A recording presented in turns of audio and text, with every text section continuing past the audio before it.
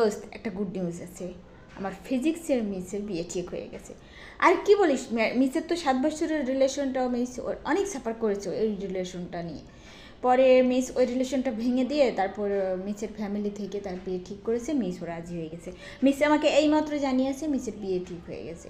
এই তো 7 তারিখে বিয়ে ফাইনাল। হ্যাঁ শোন, কালকে না আম্মু আমাকে অনেকবার বলেছিল বিয়ের কথা, বুঝছিস? তো সারা রাত না আমি ঘুমাইনি। আমি না ঘুমাই ভাবছি বিয়ে করবো কি করবো না, করবো কি করবো না।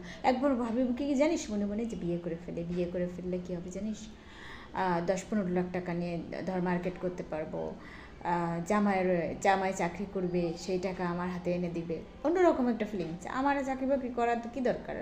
দেখ, বড় কোনো অফিসার দেখে একটা বিয়ে করব, করে বাইরের দেশে চলে যাব, নিজের লাইফ সেটেল হয়ে যাবে। শোন, আমার পড়াশোনা করতে একদম ভালো লাগে না, বুঝছিস? পড়াশোনা আমার দিয়ে হবে না। আর যদি ওরকম কোনো ছেলে না পাই তাহলে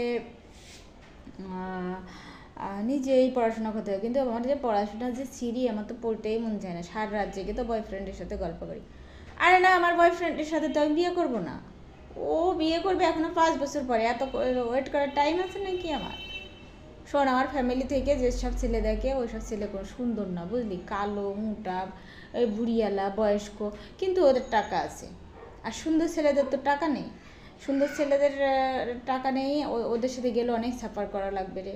তাই বাবা মা যেখানে দেয়, আমার আমার আমার লাইফে কখনোই লাভ ম্যারেজ হবে না। আমার দেখিস অ্যারেঞ্জ ম্যারেজই হবে, বুঝলি?